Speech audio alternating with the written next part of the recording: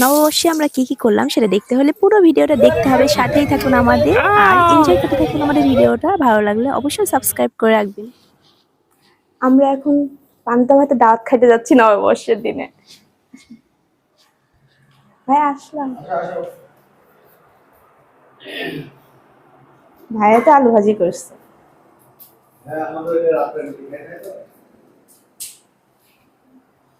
যে দেখো কি মেনু আছে, তুমি দেখাতে থাকো। আচ্ছা আমি দেখাই, এখনো বাকি আছে। এখন ভাজি করার জন্য হলুদ লবণ মাখালাম বেগুনে, এখন ভাজি করি।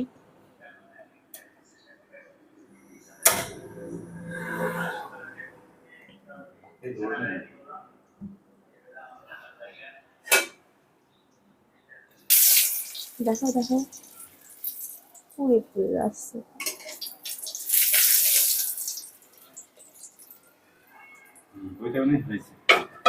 হয়ে গেছে। গ্যাসের চুলা ভাজির জন্য পেঁয়াজ কুচি করছি।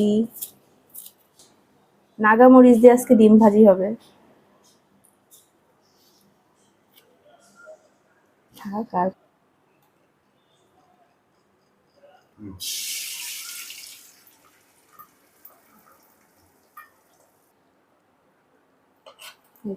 আচ্ছা কি খাবার মেনু দেখাই।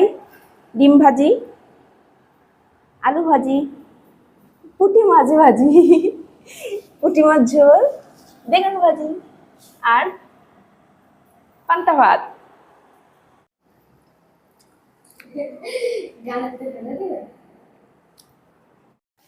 বিকালবেলায় ছেলে মেয়েদের আবদারে একটু রেডি হয়ে চলে গেলাম মেলাতে ঘুরতে। আর এই তো এটা হচ্ছে আমাদের লোক। আর এই যে আমরা ভ্যানে করে সবাই যাচ্ছি। কারা কারা গ্রামে যে ভ্যানে উঠেছেন বলবেন। ভ্যানে যেতে কিন্তু অনেক মজা লাগে যদি না রোদ থাকে। আমরা যেহেতু বিকালে বেরিয়েছিলাম, রোদ ছিল না, তো সবাই অনেক এনজয় করতে করতে যাচ্ছিলাম। আর এই তো গল্প করতে করতে আমরা চলে যাচ্ছিলাম মেলাতে। আর গ্রামের পরিবেশটা না এত সুন্দর, এত ফুরফুরে একটা বাতাস ছিল, সাথে ছেলে মেয়ে সবাইকে নিয়ে ঘুরতে যাওয়ার আসলে মজাই আলাদা। নববর্ষের দিনে আপনারা কারা কারা ঘুরতে যান? আর এই যে দেখেন ভ্যানের মধ্যে না এইভাবে পা দোলাতে আমার খুব ভালো লাগে। গ্রামের এই শান্ত শিষ্ট নীরব পরিবেশটা আসলে খুবই এনজয় করি আমি। আপনাদের কাছে গ্রাম ভালো লাগে না শহর ভালো লাগে অবশ্যই জানাবেন। আর কে কোথা থেকে দেখতেছেন অবশ্যই কমেন্টে জানাতে ভুলবেন না। আর এই তো আমাদের ভ্যান চলছে। এই যে ড্রাগন বাগান দেখছেন, এদিকে না অনেক বেশি ফলের বাগান করে ফেলছে যশোরে। এই তো বলতে বলতে মেলায় চলে আসলাম।